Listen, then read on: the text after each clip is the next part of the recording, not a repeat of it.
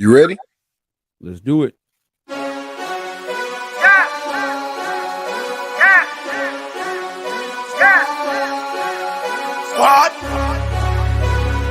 I mean, it's been turning up with her. The girl around us and she loving her. If we don't know you, don't go close to her. If you with your girl, let me hear you say what? What? Good afternoon, good evening, good night. This is season 3, episode 15 of the Read, Talk, and Listen podcast. I am your host, Nick Reed, along with my brother and co-host, Trey Reed. How you doing tonight, man? I'm good, man. How you doing tonight? Oh, man, I'm doing great.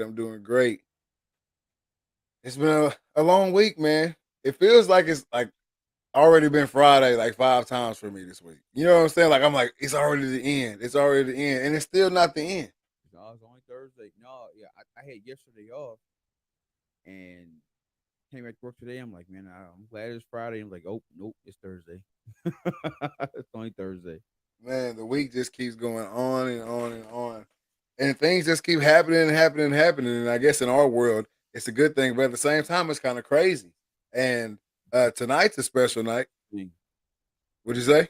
You can't keep up with everything. Like it's like we're gonna talk about this. We're gonna talk about this. Like all of a sudden, everything just keep on coming. Exactly, man. And tonight's also a special night because today kicked off March Madness, the NCAA tournament. I didn't make a bracket this year, but some Listen, of the teams that I thought was gonna win did not win tonight. I had already, because I've given up fandom. Not fan of sports, but I've given up fan of teams. You know what I mean?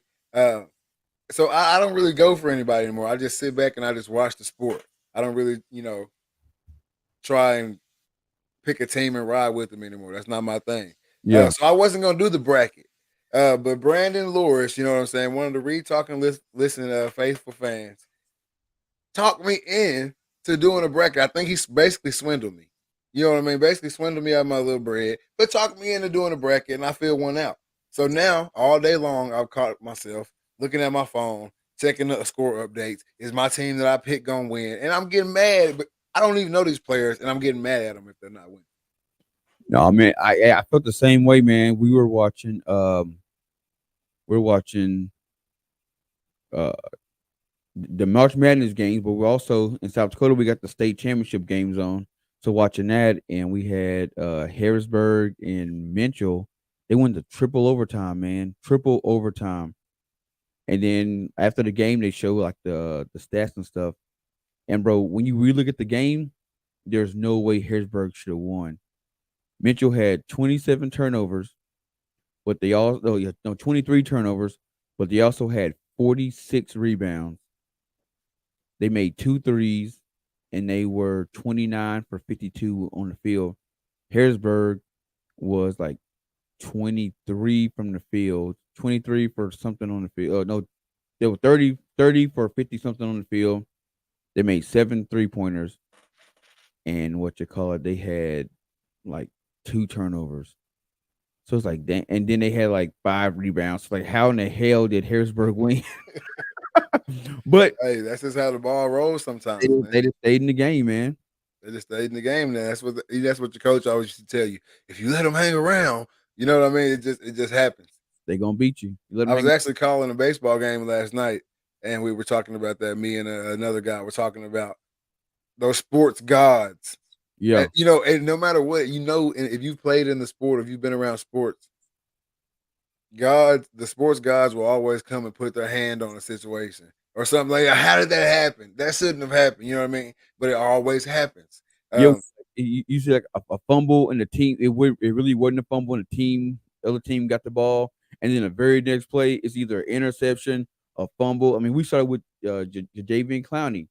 You know what I'm saying? Mm-hmm. Gave it wasn't who they Michigan. No, Michigan. Yeah, Michigan. Yeah, the referees gave Michigan the ball back. The very next play, Jadeveon Clowney comes off the damn line, sacked, or not even sacked, hits the running back, fumbles the ball, and recovers the ball. It's like, see, that's the football guy stepping in saying, "Hey, y'all got the play wrong. Let us intervene real quick." Exactly. For everybody out there, when you hear somebody say "ball don't lie," that's really what they're referring to. They're Exactly. referring to those gods, those football or those sports gods that the ball don't lie. Go ahead and give that other team the ball back, man. But Brandon just said it. UConn just lost, and But Jeezy just came on right there and said it's almost time. So around my area, I know a lot of people up there may not really care, but around my area, Arkansas is getting ready to play. no. Hey, surprisingly, South Dakota has a huge University of Arkansas following. How? I have no idea. But Because Arkansas and Cowboy fans are neck and neck. You can find them anywhere. You well, can- and the common denominator would be Jerry Jones. yeah, exactly. All right. Exactly. I will go to Walmart. I've been to farmers markets, and no matter where I go in South Dakota, I'm going to see at least one or two Arkansas Razorback shirts. You know, what I'm saying? That's just how it goes, man. But speaking of that, I'm gonna go ahead and give some tournament updates if you've been under a rock all day. Gonzaga wins over Georgia State. Yep. Memphis over Boise State. New Mexico over UConn. That just happened. Baylor over Norfolk State. North Carolina over Marquette. Let's see what else we got here. Michigan over Colorado State. Tennessee over Longwood. Richmond over Iowa. Providence over South Dakota. That game really makes me upset. It really pisses me off because I was gonna go with Providence, and I was sitting there like I kind of got a little ties to both of these places. You know what I'm saying? I've been around both these spots. You know what I mean? Don't really know the teams that well, but I've been around both these spots. I like both. You know, because I was just picking. I don't really know anything about college basketball this year. Right, I was just picking off teams that I liked or whatever. So I didn't really know who to pick. I rode with the Jackrabbits, man. I bro. rode with them. Bro, you almost have to because they are one of those teams where they will sneak up on you. And I was talking to my boy Kyle, and he was saying South Dakota State they got paired with Providence, which both teams are deadly. You know what I'm saying? Yeah. And you put South Dakota State against any other team, they beat them.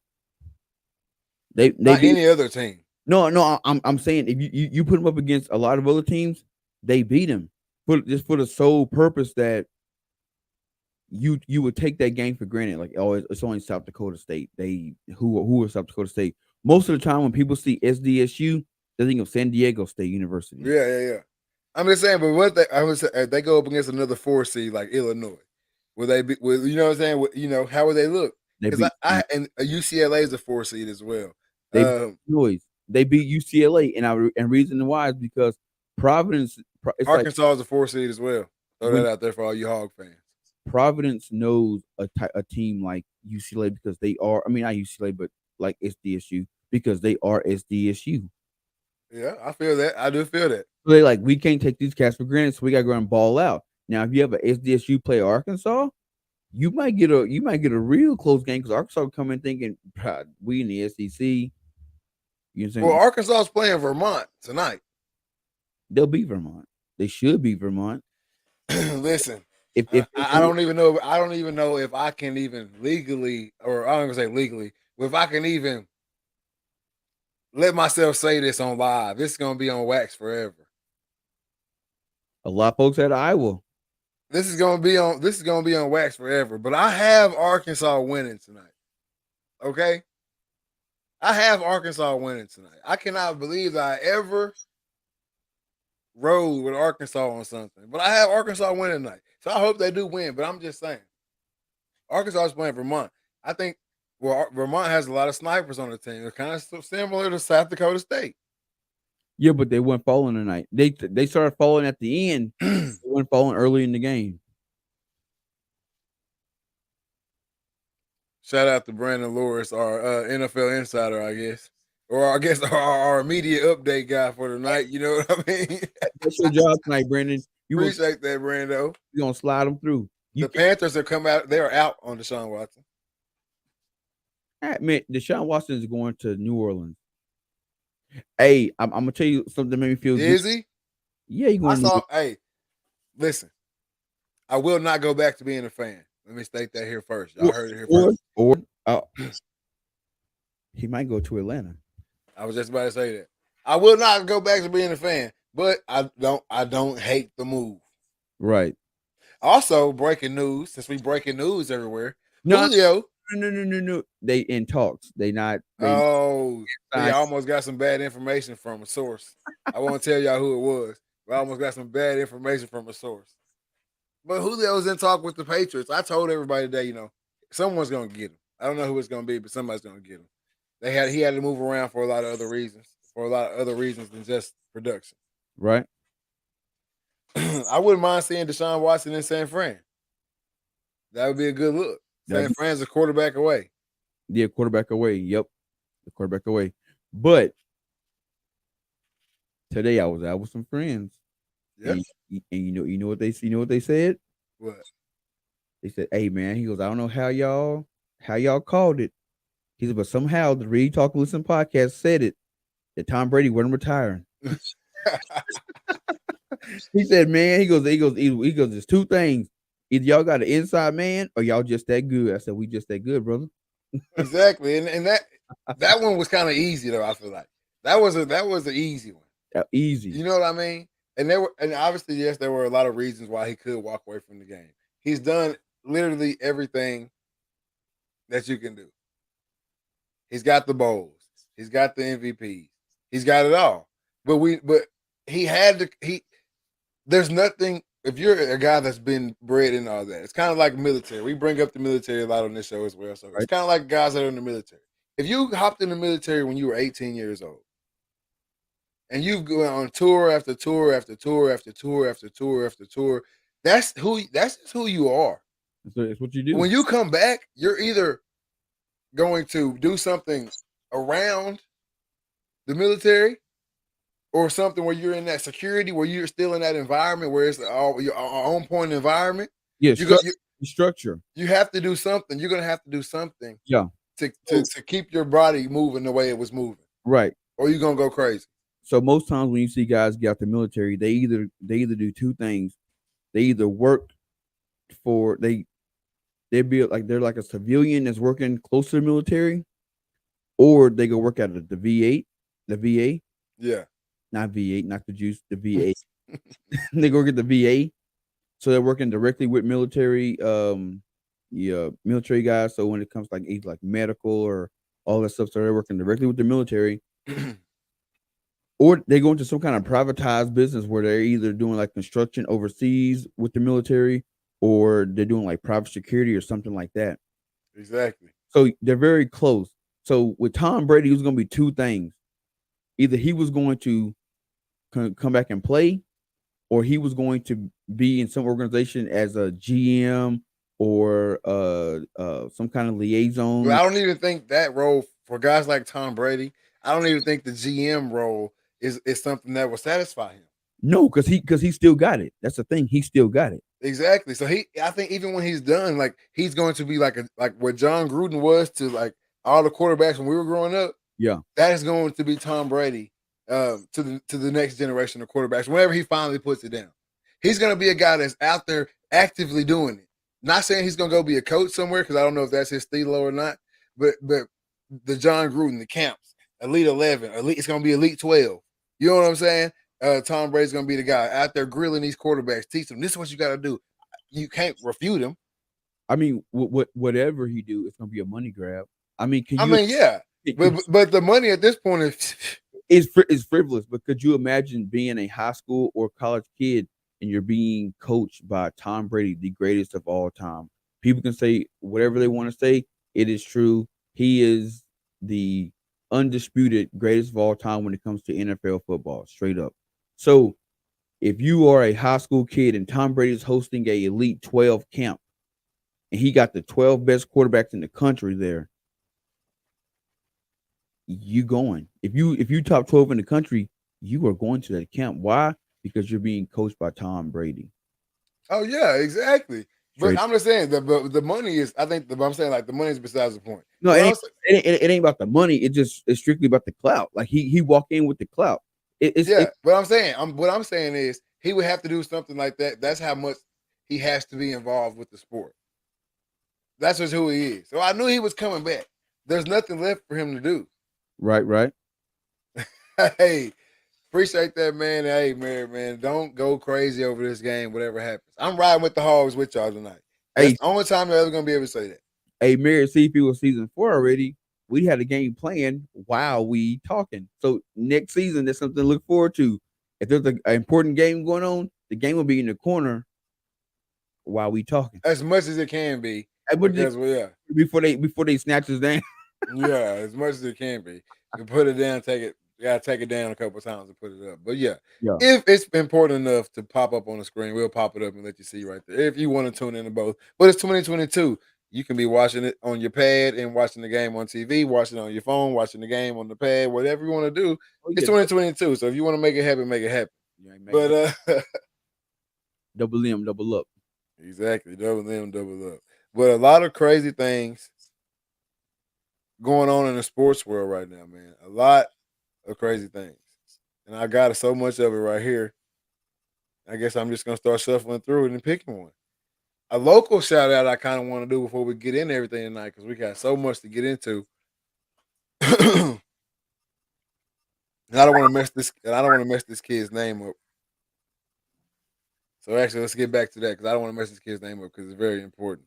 There was a lot of things ever. We'll just go to the NFL signees this since we already talked about Julio. We got Miles Jack going to Pittsburgh out of Jacksonville. So Jacksonville's losing another key piece to their team. Miles Jack's going to Pittsburgh, 2 years, $16 million. Remember these numbers. Von Miller signs with the Bills. 6 years, $120 million. Mm. And then also, this is another local thing that happens as well. Jeff Gladney signs a 2-year deal with the Arizona Cardinals. Yes, sir. And we just talked about him on the last show and saying like, hey, he gonna be a steal. Somebody gonna pick him up, and it wouldn't even a week to the day, exactly a week, he picked up. So hey, for all y'all who say, man, them boys know what they talking about, we know what we talking about just a little bit. Just a little bit, not too much, but a little bit. We got a little bit of knowledge under our belt, a little bit of experience under our belt, and it just comes together nicely. But the kid I was talking about earlier, and I really almost messed his name up. I had a totally different first name for this kid. Darian Ford out of Magnolia, Arkansas. Also going to the University of Arkansas next year, has been labeled, or the question is being asked, has he had the best high school basketball career ever? No. 3 high school state championships, 3 MVPs, 2nd year in a row Gatorade Arkansas Player of the Year. I don't know. I don't know if he has, but all I do know is he deserves some hand claps on the Read Talk Listen podcast.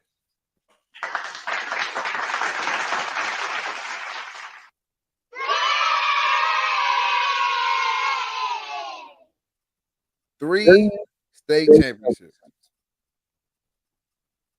3-time state MVP. 2-time Arkansas Gatorade Player of the Year. No, I'm gonna say no, and that's just the fact that it's Arkansas high school basketball. Arkansas is not known for their high school basketball. Has he had the greatest Arkansas basketball career? Is the question. Oh yes, definitely. Because I can't remember the last time a guy of this caliber has come out of Arkansas. But I don't care what state it's in.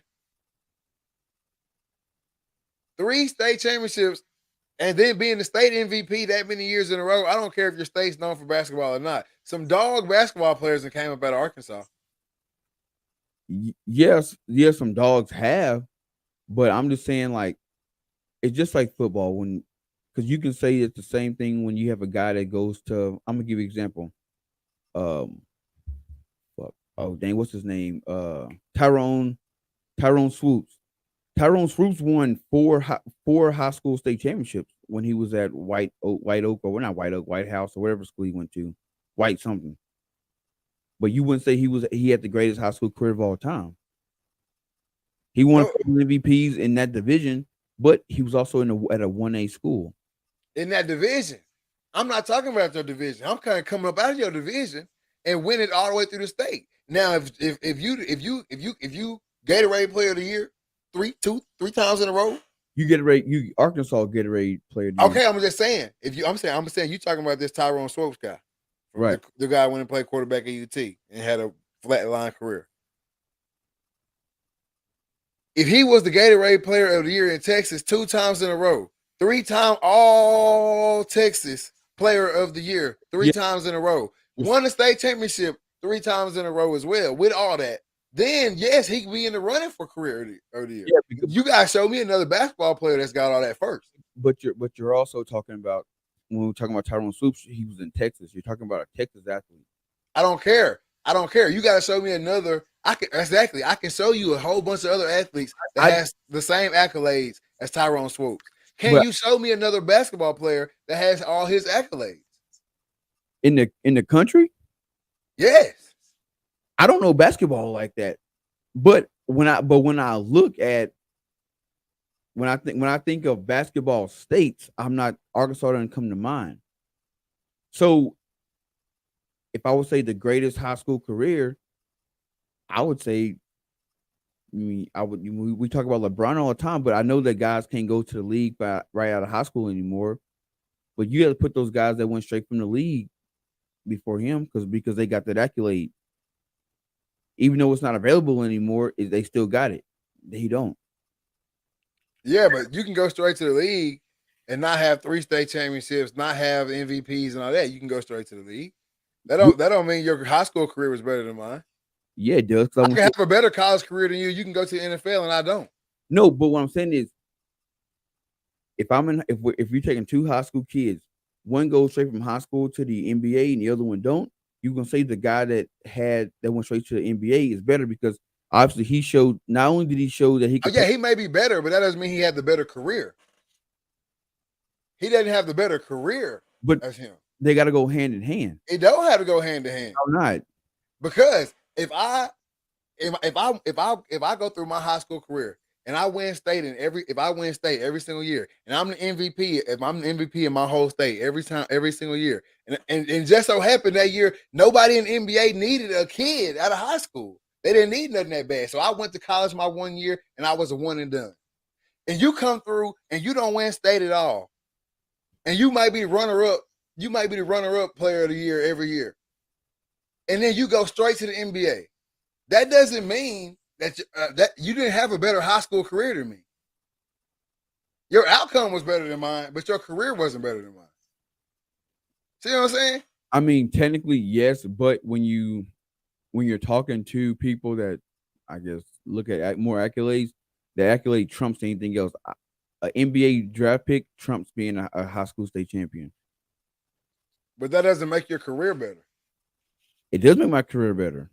I just disagree. I disagree because what do we compare? I'm gonna give you a prime example. So you look at the military, right? All right. I'm listening. I'm about to prove you wrong, but I'm listening. Look at the military. Okay. So you may have a guy who has a Navy Cross and he got Purple Hearts and all these other different accolades. But then you have one guy come in and he won a Medal of Honor. They would look at his career and say his career is better for the sole purpose that he has a Medal of Honor. There's only there's a small handful of guys that actually have. Okay. And I'll take it back to the sports world. I hear you on that. I hear you. Okay. And I'll raise you one. Ted Burns. Southern Arkansas. He goes D2. He had a way better high school running back career than me. He goes D2. There's a reason why though. He goes D2. I go D1. Who had a better high school career? Ted Burns. I had the better outcome. He had the better career. It's 2 different things. Yeah, but a bunch of stuff got to line up. A bunch of stuff got to line up for you to get drafted straight out of high school. I'm gonna kill your argument because when you're in high school, what are you? What do you mean? When you're in high school, what are you? When you're a high school athlete playing sports, what are you? You're a kid. No, You're a student. athlete. You're Okay. a athlete. Student Okay. first. Okay. So he did not take care of the student part of it, but he took care of the athlete part of it.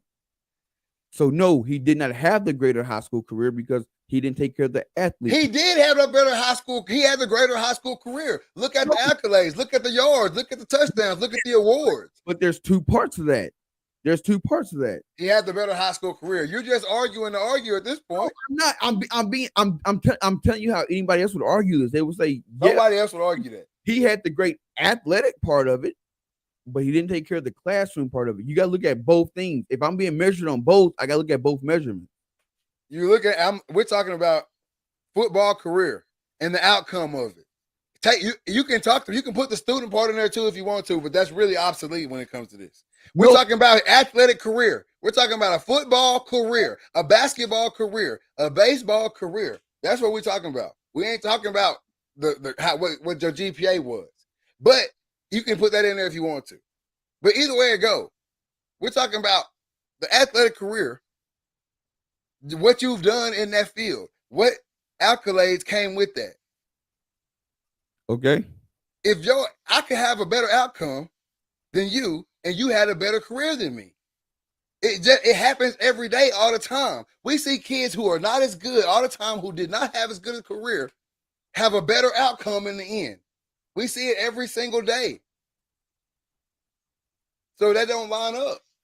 You just because you go to a higher place at the end of it doesn't mean you accomplished more while we were doing it. No, because it'd be like, all right, so say for a guy like Ted Burns.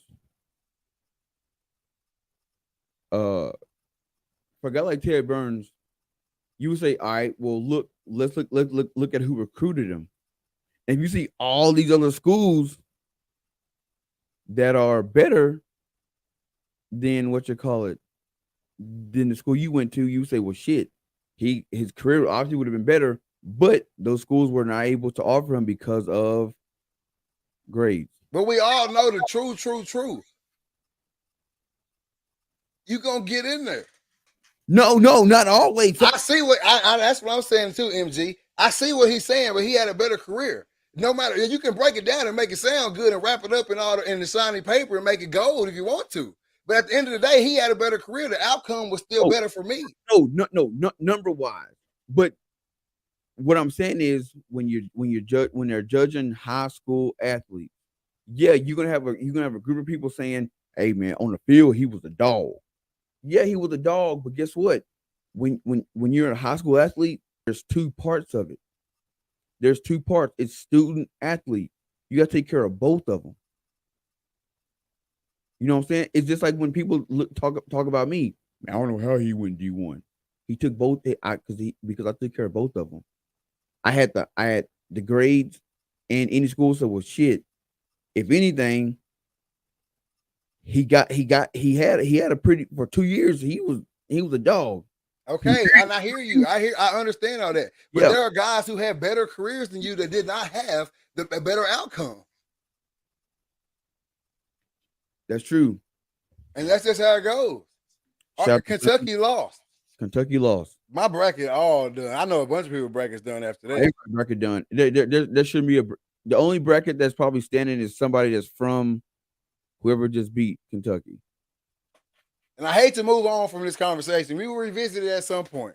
But there is no way that you really feel that you can have that you cannot have a better career with a worse outcome.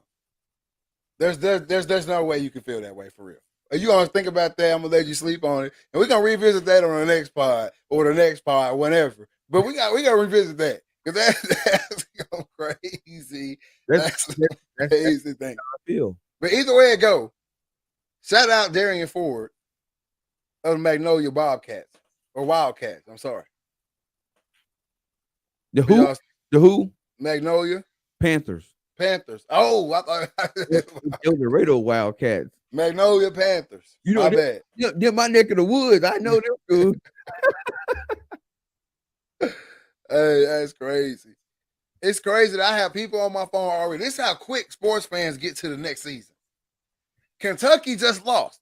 I'm not. Y'all know who y'all are too on my phone right now. Kentucky just lost, and they are already talking about Kentucky starting 5 for next year. Like the sports world don't care about nobody. They don't care about nobody. Hey, they ain't even got a chance to take the loss in yet. It ain't even hit them if they out of the tournament yet. They ain't even took the jerseys off yet. They talking. But I don't know why people are shocked. It's always schools like St. Peter's that slide through and win something. Or you got James Brown, A&M State, Tech come through and they'll win 4 or 5 games and then get put out. You know what I'm saying? Yeah. I don't know why people are shocked. Like, to me, the Cinderella story should be dead. Like, there should be no Cinderella teams anymore. Because at this point, kids are realizing, why am I going to go to XYZ school and sit on the bench for a year or two and then play my junior, senior year? Or I can go to a St. Peter State, a Loyola, wherever it's called, Loyola. I can go to Loyola and play. Or I can go to Chicago State and play. I can go play and start and be an all-star on that campus. Facts. And get my team to the tournament. You know what I'm saying? I don't need to go to the Dukes anymore. Kids are figuring this stuff out now.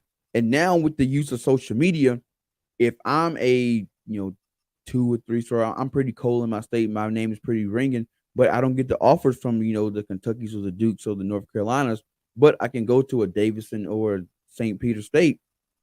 I can hop online and find another cold cat who got offered from St. Peter State and say, "Hey, cat, I'm going here. You come here. We can make something happen." Yeah. You know what I'm saying? I agree. That's it. Now we won't see it in football. You don't see it in football because football it's too technical of a sport. It's too many moving parts, too many players. But basketball, you got a small number of players. You can make that shit happen. Most definitely. Hey man, shout out to my guy MG. I saw him in the comments earlier, and I agree with you where he was arguing. But shout out to my guy MG, man, all the way across them waters, man. Appreciate you for tuning in. Pond. Hey, graduate of Auburn University. He's saying Auburn winning it. I just want y'all. The only reason I put that precursor in there, that's the only reason somebody would say that. You know, Auburn ain't won nothing. I have Auburn going a little far in my bracket, I think, actually. So I ain't gonna speak on it too heavily. But I think I do have them going a little kind of far. But they definitely not gonna win it. I don't even remember who I got winning it, but goodness, going through my bracket and seeing this Kentucky scratched out all through it. Goodness. I got Arizona winning it. Oh, it's my final pick, but it's crazy out here, man. Oh yeah, it's sports world, man. It's crazy. It's how sports go. Why you play the game? Exactly, man. But now that the housekeeping, I guess, is out of the way, because we do like to bring y'all a lot of sports information.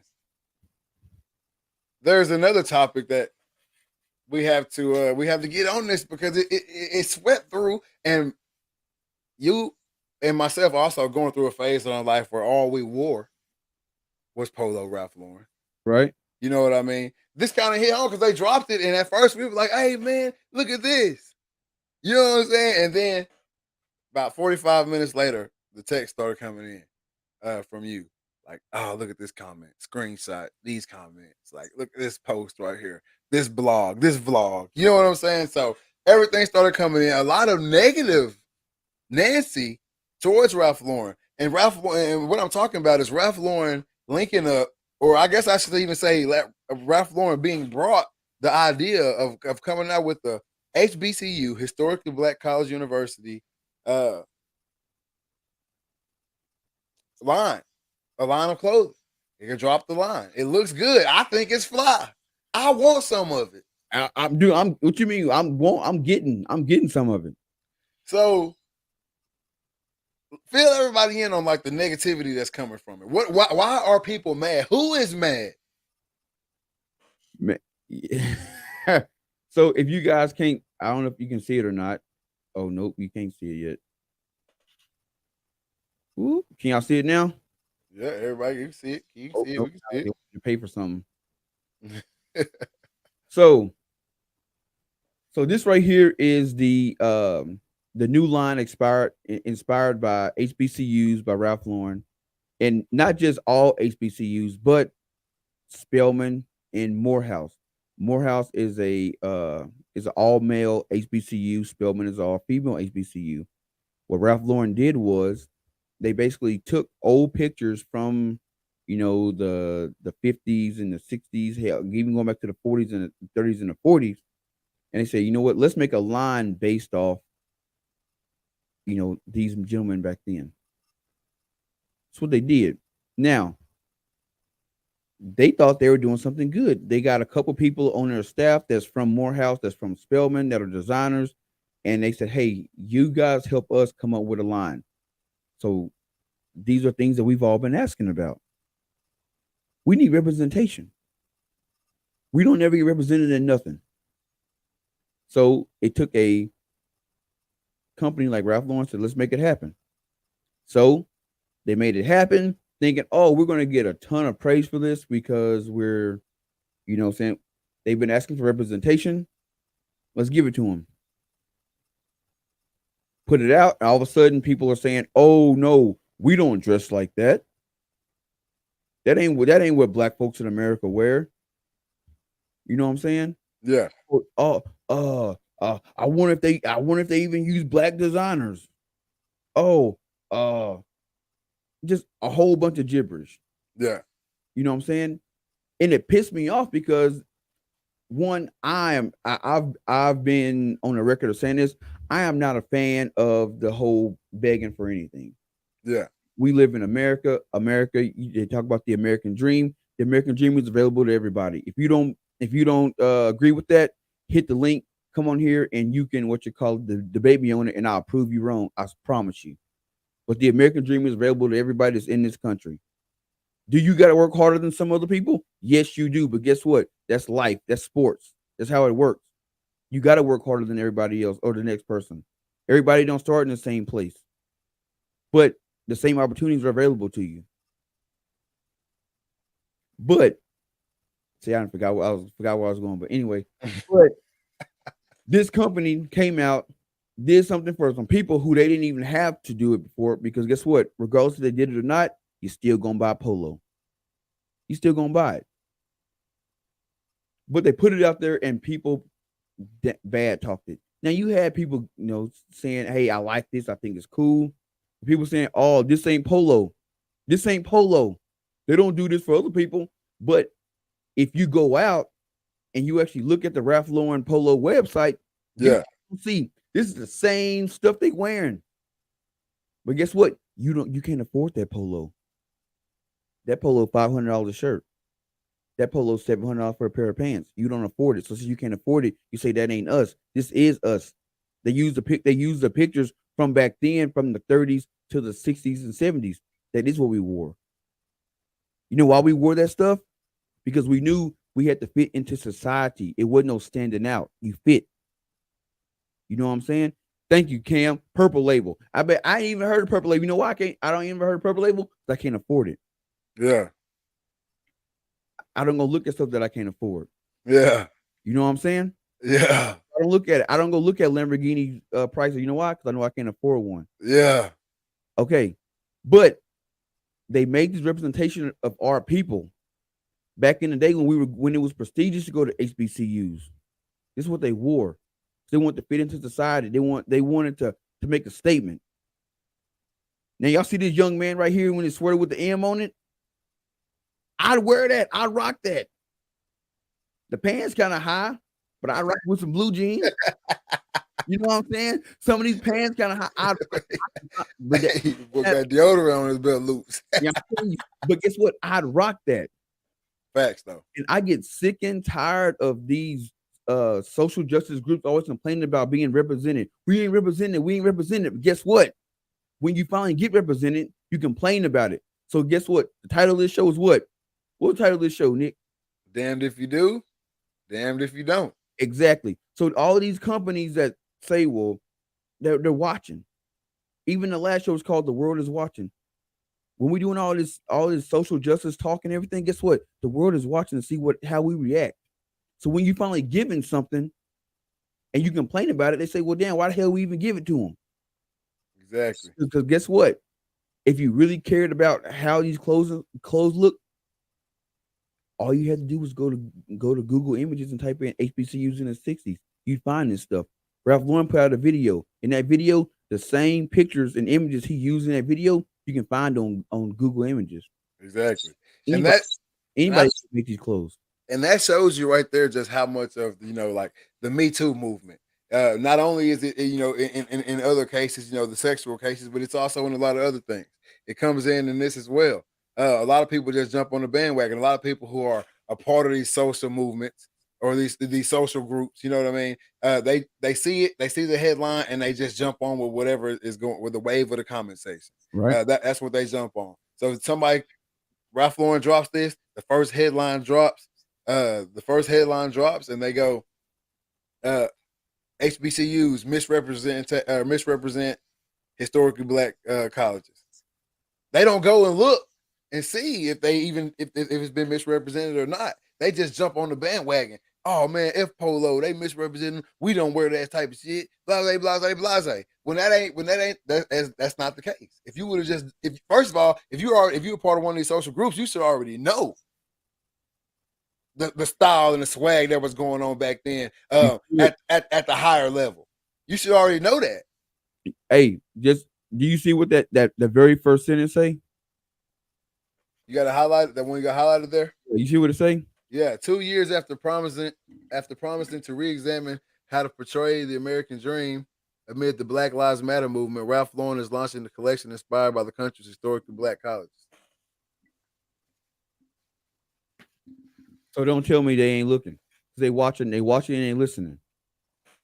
Exactly, and that's what we want, and that's what was wanted from that movement. I've never been a part of that. I've never been a part of Black Lives Matter because they weren't ever about what I thought they should have really been about. Right. So I was never a part of that. But I hear what you're saying though. I'm always a listening ear. So yeah. I heard what you were saying. I hear what you're saying. Obviously, others are hearing it as well. And we talked about this, speaking on HBCUs again, we talked about this with the HBCU football conversation. You crying. We hear you talking. Now what you gonna do? What you gonna do? And now we've seen the rolling ball. We've seen it get going over there. Well, here it is again. Ralph Lauren saying, hey, we hear you crying. I'm gonna go. I got somebody in-house. In-house. That came from where you come from. I got somebody in-house that came from where you come from. So they telling me this is what it is. I'm listening. I'm still listening. I put it out there. Listening and got me again. It got me. Listening and got me again. Now look. Listening and got me again. I put it out there and I'm getting bashed for it. Yep. Now, first of all, if we going back through the ropes again, I thought I already told y'all this once. Whether you bash them or you love them, you giving them the money. You giving them the money. You can say what you want to say about Ralph Lauren right now. You going to TJ Maxx tomorrow. It's Friday. You going to TJ Maxx tomorrow and you getting you a polo. You getting one. And you wearing it to whatever function you're going to. So whether you bash them or you love them, they still going to get paid at the end of the day. They don't care because, truth be told, you're not the demographic they're marketing to. You're not. If you don't think those clothes are good looking, they're not worried about you. If you don't think those clothes are what people of higher education and things like, they're not worried about you. Nope. Look at me. Say, hey, the truck get there at 10, regardless. Regardless. Truck backing up at 10, regardless. Take it and buy it and burn it. I've told y'all this once. The Nike situation. More than once. The Gucci situation. Yep. Who else? Oh man. Hell, way back in the day, the Tommy situation. Louis Vuitton. Then told you. Hey, Brandon, same as the Carhartt thing. I was waiting for them to put some Carhartt on sale because please put it on sale. Waiting for them to put it on Carhartt. Let me look back. Shout out my boy Colton Watson, man. Hey, went to his crib the other day. Boy, hooked me up with a mean Carhartt jacket. Stop playing. Think I ain't gonna wear it? Let it get cold again. You know what I'm saying? Hey, Cam says, meanwhile, Ye making chicken plant rubber boots and people raving about it. Ralph Lauren trying to bring class and prestige everyone and anyone who wants to feel equal. Exactly. Hey, chicken plant rubber boots. Man. God, dog. And will beat your ass to get a pair. But you want to get online and talk about the sweater. Look like you're going to work a shift at Tyson. You hear me? But you want to get online and talk about the sweater. But that's right though. But maybe Kanye got it figured out. Yeah. That shit look like some shit you'll wear. So I'm gonna put it out for you. I don't worry about. I ain't gonna try to elevate you. You want some shit with some holes in it anyway. So let me put it on the shelf for you. $500 a pop. Bye. You want some shit with a stain on it anyway. Let me put it on the shelf for you. $500 a pop. Your mama used to beat your ass for messing up the laundry and bleaching your clothes. Now y'all going out there paying $1,000 for some bleach sweatpants. Bro, come on, man. Hey, when you get some good church pants on, what your mama say? Better not get no damn grass stain on them. And that might just be in the Reed household because we was down to play ball anytime, anywhere, no matter what we had on. We was down to get in the mud. That's what made it so icy. I'm telling you. Might have been just our household. But what I'm saying is, if y'all willing to go out and pay Balenciaga to take some shoes and throw a little paint on it and say, here you go, and all they are is some Oasis. They ain't even getting you no Asics. They giving out Airwalks now. Airwalks. You got Airwalks with paint on them. And y'all gonna pay $500-$600 for them? When a brand prestigious as Ralph Lauren comes out and says, you know what? For years, we have depicted the American dream as a white American on a yacht, looking over the water. And we say, nah, we're going to remix that. We're going to say, you know what the American dream is? It's going to be a college educated black man in a nice suit for y'all. He could have gave us football jerseys and bagging pants, what he could have gave us. But no, he said, no. That ain't that culture. That's what the culture can't. That's what the culture has grown to, but ain't what it came from. I'm gonna get you what it came from. Exactly. This is what I think the American dream is. Yeah, and that's correct. That's 100% correct. If you've ever been to a Dillard's or if you've ever been to a Ralph Lauren store, what do you see on the signs? You see 35, 40-year-old white male, sweater, or polo button up, 2-button, sweater wrapped around, on a yacht, looking up, shades on. That's what it was. Anytime you've been there, you've seen that. I'm telling you. I'm trying to change it. I want to show y'all what this is what it should be. Hey, hands in his pocket bent. Hey, you hear me? hey, man, shout out my boy Mirko. You know, but that is what I'm trying to do. I'm trying to show y'all my new picture of the American dream. This is the new American dream. And this is my thing. You know that statement that everybody always say, well, we've been hearing it for years. Paul Mooney said it best on the Dave Chappelle show, but I won't say what he said. But everybody wants to be something until it's time to be something. Yep. We know this growing up, and anybody who grew up looking like me and you, they heard this statement. The most feared thing in America is a what? An educated black man. I ain't even got to tell you. You know what I'm talking about. and I never understood it until I heard that quote where they said, if you want to hide something from a black man, put it in the book. Exactly. Now them two quotes connect the dots. Now exactly. I see now it's like, oh, that's why they say that. Exactly. So so now he's saying, look, it's time for this is what it is. This is what you need. This is what I think the American dream it will be. It's what it looks like. It's time to be that educated black man. It's time to be that. Yep. Now nobody want to be that. Now it's wrong to look that way. Now it's wrong to be seen as the educated black man. Well, if I guarantee you right now, if Ralph Lauren would have came out with a jumpsuit line, it'd be the same backlash or worse. Yep. So what is there to do? We're not bashing anybody for their comments. We're asking questions. What? Let us know. What do you Because want? obviously people are listening. So let that be heard. What is there to do? What do you want someone to do to show representation? How does someone represent us without us being the ones to backlash them for it? Exactly. What is the answer to that question? We don't have, you don't have the answer, Sway. Nope. We don't have them. So let it be known. he better not do the jumpers. But real talk though, if Ralph Lauren dropped a basketball jersey line with some baggy shorts and you know what I mean, Yeah. the stereotypical look, what would y'all say? Are you gonna say, oh, that's just fire, run out there and go get it? No, they'll say, oh, so is that all we are? Is just basketball players and athletes? Exactly. But I just try to go the other route. And y'all shot me down. Y'all smothered it. Bro, that's what Tommy Hilfiger came out and said. Hey, Tommy Hilfiger was ahead of time. I mean, I don't want y'all wearing my clothes. It's not for you. It's not for you. It's not for you.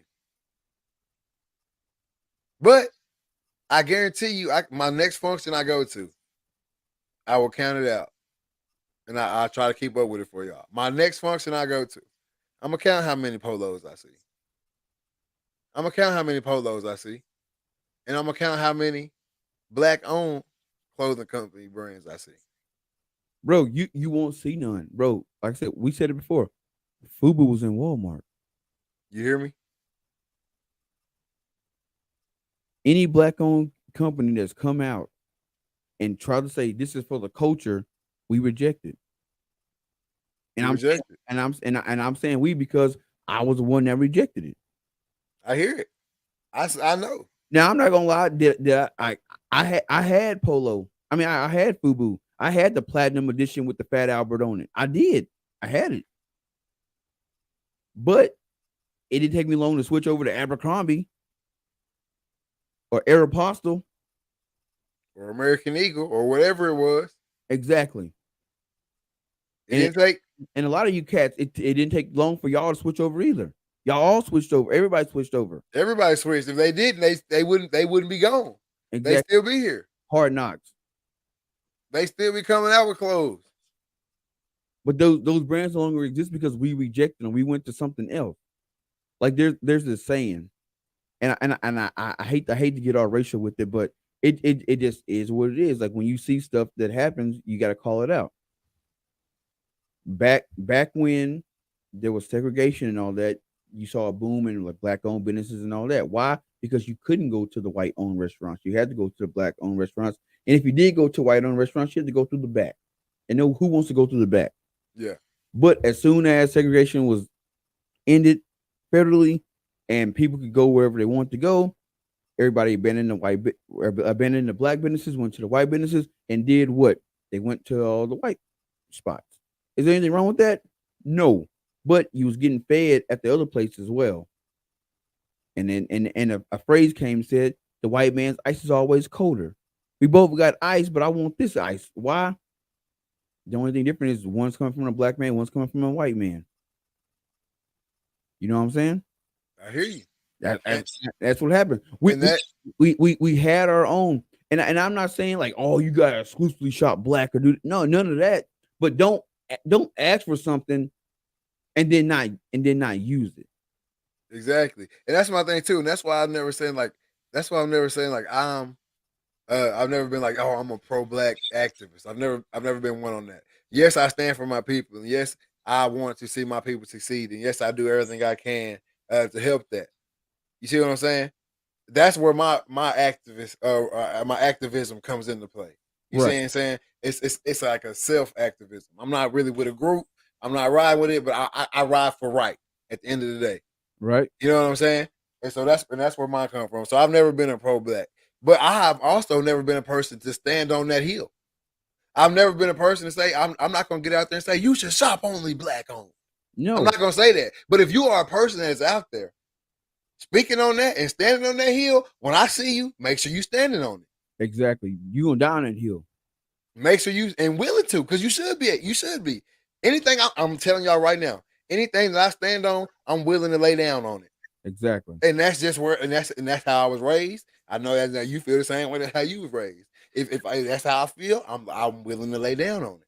And what they say, if you don't stand for something, you're gonna Fall for anything. So exactly. you should. So if you out here preaching that you should shop black on. I only shop black on. When I see you, you should be black on head to toe because it's available. It's 2022. Yeah, Yep. everybody sells anything from Shopify to Amazon. You can get it black.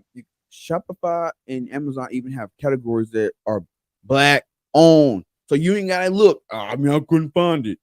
It's on there. Hit all you gotta do is go black owned business, you're gonna find it. Boom, right there. Exactly. So it's out there. It's out there for you if you want to be that. So if that's what you're standing on, stand on it. But shop where you want to shop is my thing. Shop where you want to shop. But don't be out here trying to tell everybody else what they should be doing. Exactly. Yes, if you see a black-owned business coming up as a black person, you know what the social climate is in America today. If you see a black business on the come up, be a part of that come up. Have the same patience with that black-owned business as you're going to have with the other business as well. If it's a food establishment, treat that business like you're going to treat IHOP. If IHOP take 45 minutes too long, are you going to get up and cause a ruckus? Or are you going to wait your damn 45 minutes and get your food and eat it in peace? Act that same way at the black-owned establishment. If you get a shirt from Dillard's and it's got a little tear in it, are you going to blast Dillard's on Facebook or are you going to take it back, do whatever the return policy is and return your shit and get the exchange? Exactly. Do that with the black-owned business. If there's a mess up in shipping with Amazon, are you going to blast Amazon on Facebook or are you going to go through the process, wait a little 2 weeks, 3, 4, 5 days or whatever and return it and get it or not? Have that same energy with the black-owned business. Exactly. That's all I'm saying. And when a white-owned business is willing to stand up or speak up, it might not be a PR move. It may be genuine. They may be really trying to reach something. Don't mess that up for the rest. Nope. Because all it takes is for you never, like I said, you never know who watching. So there could be another company out there saying, "Well, I'm gonna see what Ralph Lauren gonna do." Because guess what? These companies talk, and they meet and be like, "Hey, we thinking about doing this," and they're like, "Man, I wouldn't do that. I'm gonna see what happened with you," and they sit back. Exactly. And when not to get off subject, but I just can't help but to see Brandon in the comments. I always do, talking about the deer behind you, man. But don't be boasting too much because I'm in reaching distance too. I'm in striking distance too.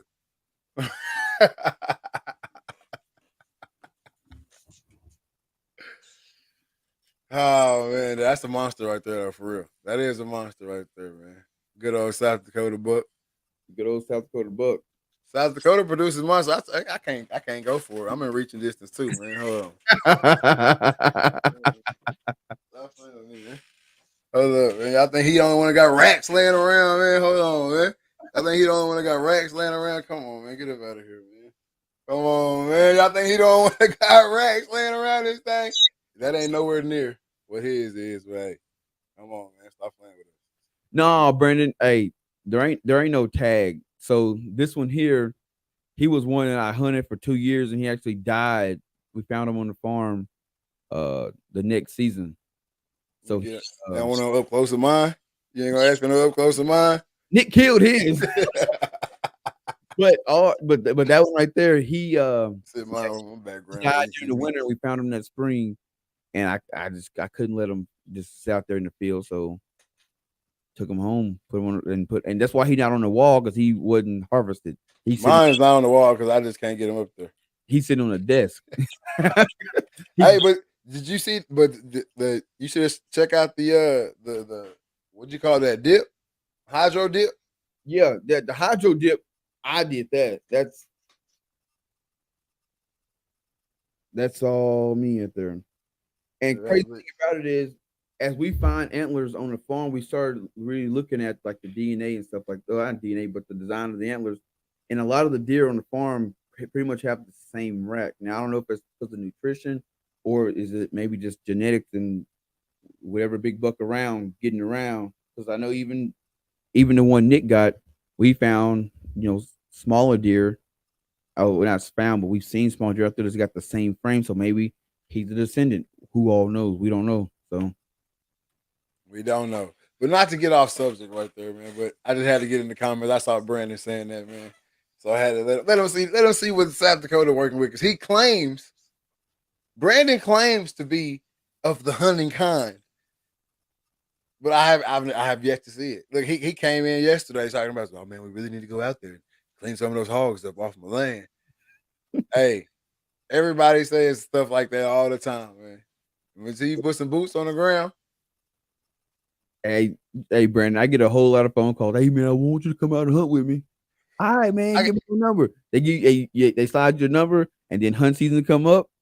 Hey man, you trying to hunt? And all you get is they don't be saying nothing, man. Hey, I do want to know, how many phone calls or text messages have you gotten of people saying, hey man, I'm gonna come to South Dakota and come hunt? Man, I bet you I got at least 25, 30 phone calls every year. Anytime I post a picture of a deer or something, I get phone calls. Why do we do that?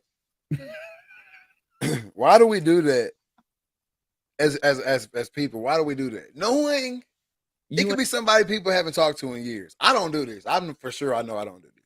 But people that haven't talked to you in years, if you post a picture of something interesting, you doing something cool or whatever, will hit you up, whether it be in the DMs or in the comment section or whatever, and they'll say, oh man, we really need to get together and do that. Well, damn, man, we ain't got together and did nothing in 10 years. Exactly. What made you want to go out and do something? Matter of fact, when I knew you then, we didn't do nothing together. That's what I'm saying. People always want to say, like, oh man, we need to link up and all that. Why do you feel the need to say we need to link up? Is that like the new parting thing to say? You know what I'm saying? Like you see somebody you ain't seen on something. Oh, good to see you, man. Yeah, man. We need to get together. Why? Why do we do that? Man, I don't know. I don't know. Cause see, a lot of times when I meet somebody, I'm like, hey man, they say something about, hey, bro, we gonna link up. All right, man, let's do it. I initiated it. And it don't be long to I'll be like, hey bro, let's set some plans up. And then you feel like the bugaboo. Exactly. Then you feel like that bugaboo guy. You know what I'm saying? Like, especially if it's something I really want to do, that's when it really gets to pissing me off. If it's something I really want to do, you know what I'm saying? Like if it's something legit, you know what I'm saying? I need somebody else to do it with. You know what I'm saying? Like I need somebody else to do it with. It ain't no one man show. I need an accomplice in this situation. You know what I'm saying? Something I really want to do. And then you done tagged along in my post. You know what I'm saying? You want to do it too? I already got the weekend set. You know what I'm saying? So now I'm hitting you like, oh yeah, bro, you gonna do this weekend? You truly in your mind know you already ain't gonna do it. Exactly. You truly already know. But you stringing me along all weekend, and then the day comes,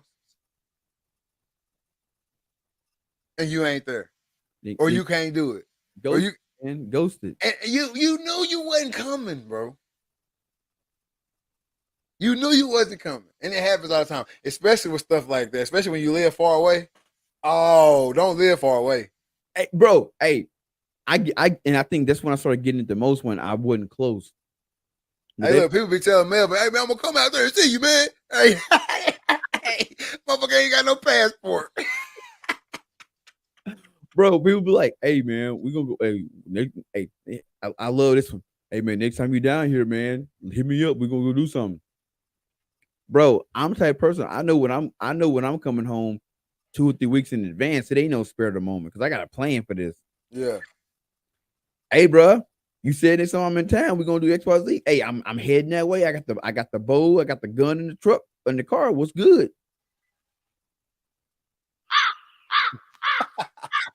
But then I love this here, and it's like they know. I get the, hey man, when you leaving? Oh man, shit, I'm probably gonna start about Tuesday morning.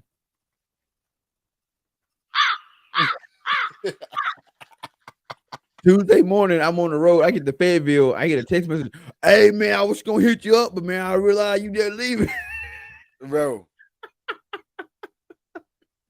And that's wild because it happens, and I know a lot of people can relate to this. It happens in so many situations, especially with something like that. But I get it too because This is what happens. I'm gonna break it down to you what happens because I know exactly what happens. 'Cause it's life. Life gets in the way, Yeah. and no one wants their friends that moved away or whatever. No one wants them to really know what their real life is like. You know what I'm saying? Like no one truly wants you to know what their real life is like. Like my friends know what my real life is like. My friends that live far away, they really don't know what my true life is like on a day-to-day basis. Obviously. Yeah. They know I broadcast games. I'm always at a sporting event. I'm at work or doing interviewing somebody, or I'm on the podcast. You know what I'm saying? Or I'm hunting or whatever. That's what my friends that live far away know. You see what I'm saying? But Yeah. they don't know that, they don't know that, on a Friday night, I'm not going no party or nothing like that. You know what I'm saying? They don't know. They don't know that. If I wanted to look like I go out, I'm just gonna post that. When I go out, I'm just gonna post that every time. You know what I'm saying? Oh, that boy living that lavish life. So then then he hits you up. He knows your perception of how you live. You know what I'm saying? He knows the perception of how you live. So he likes, yeah, when you come home, we finna do it big. We finna get out there on the grill.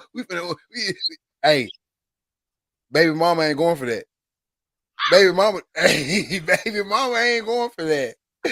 Girlfriend ain't going for that. Fiance ain't going for that. Wife ain't going for that. See, a kid sick. You think you finna leave me here with these kids by myself? You ain't going for that. He don't want to tell you that. He don't want to tell you that. Babe, last time y'all kicked it, it was the bachelor days. He had 3, 4, 5 girls on him. He had there double fisted in the club. You know hey.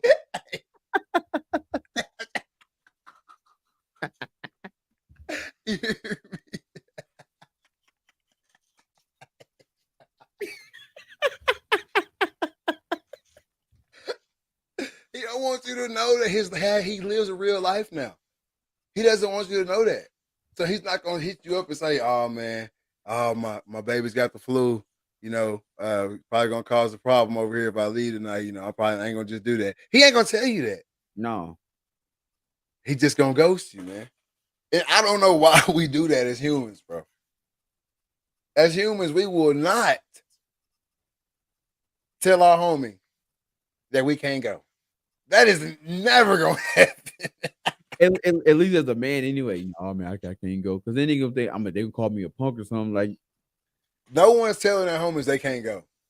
Oh man, something might be you gonna have an excuse. Something came up, whatever. No one wants to tell the homies they can't go. Man. Right. But it happened. Hey, that boy said, "Damn, my bad, bro. I fell asleep."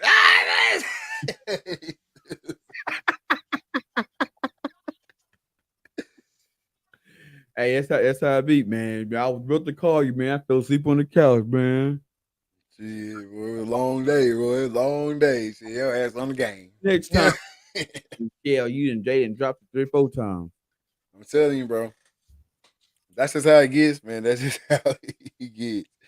But golly, a lot has been going on with you, man, over on the Dreaded Archer, man.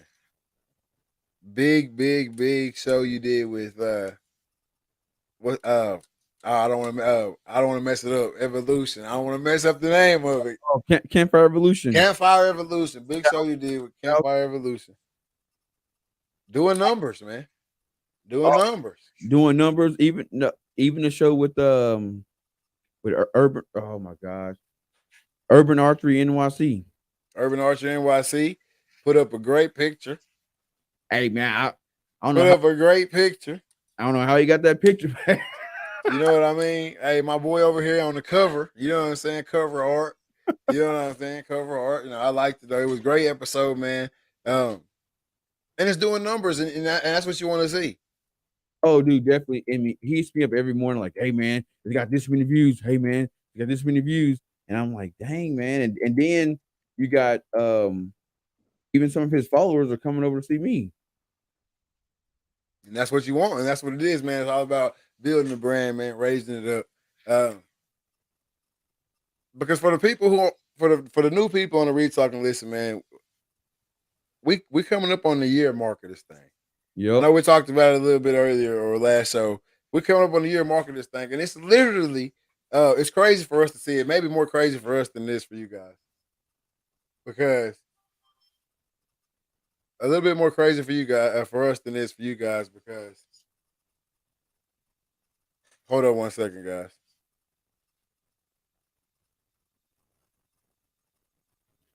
All right. Hey, if you guys are listening, make sure you hit that share button. Let your friends know what you're watching, who you're listening to.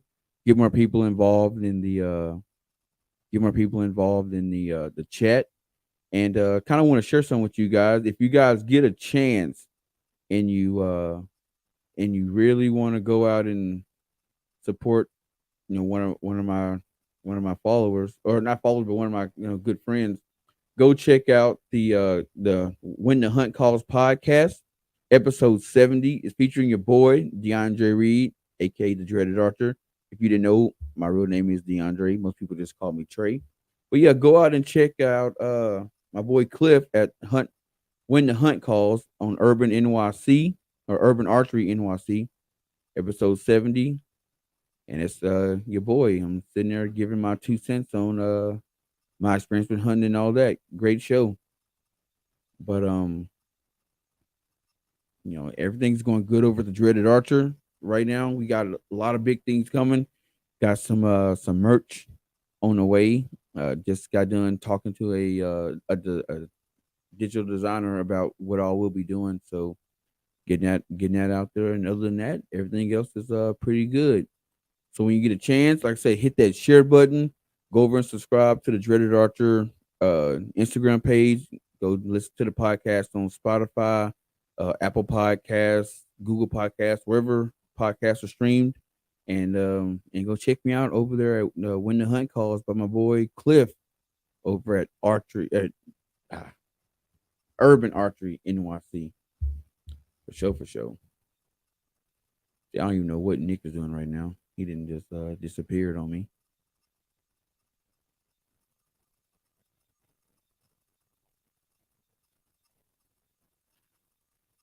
Also, guys, make sure you go check out the not the Dreaded Archer, but the Read Talk and Listen podcast on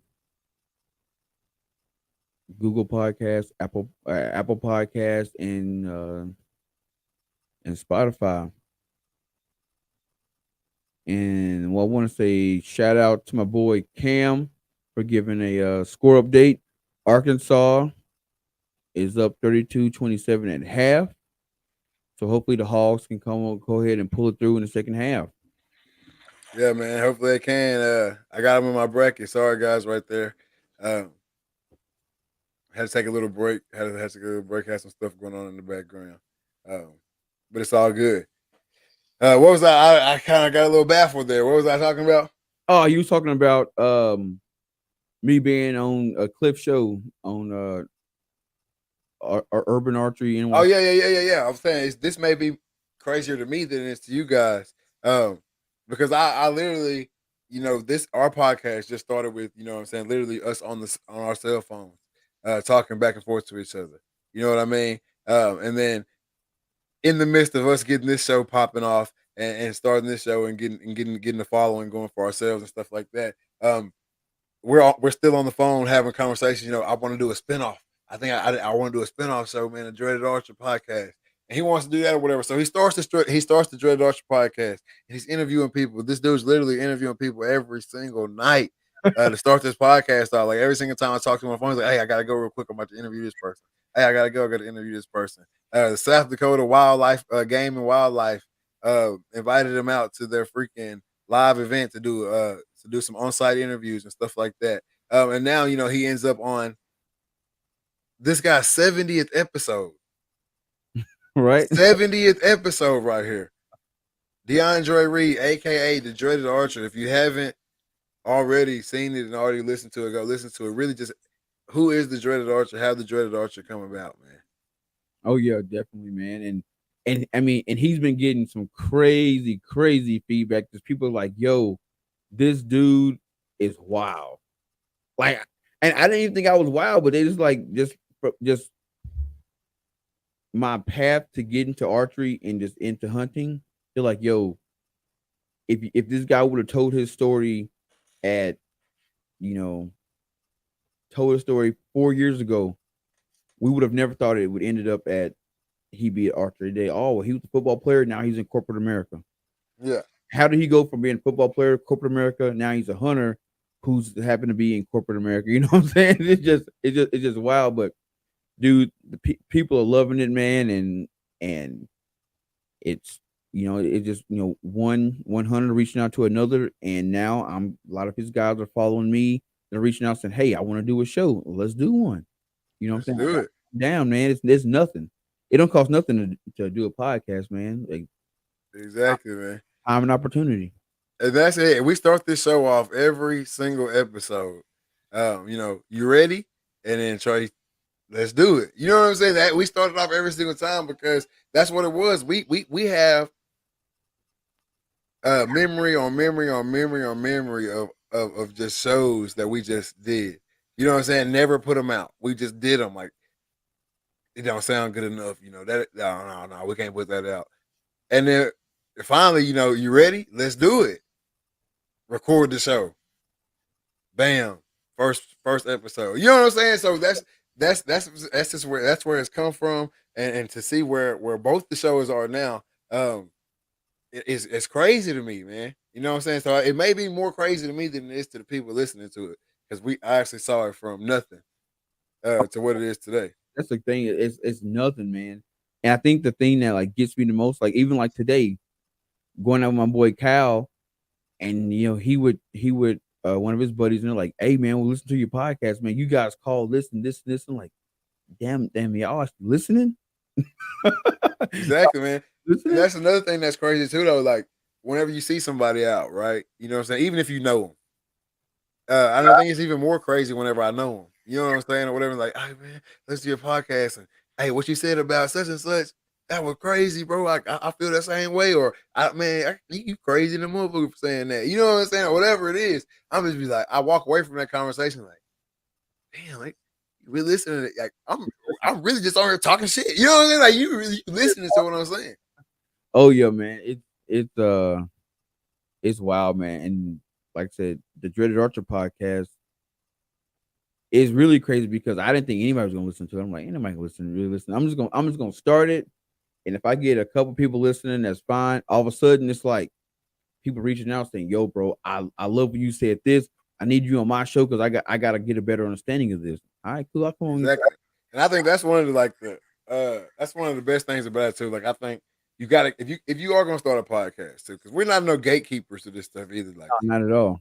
if you have a question about podcasts, ask me. You know what I'm saying? Whatever you want to get started with it, what we use, whatever, ask. Is out here.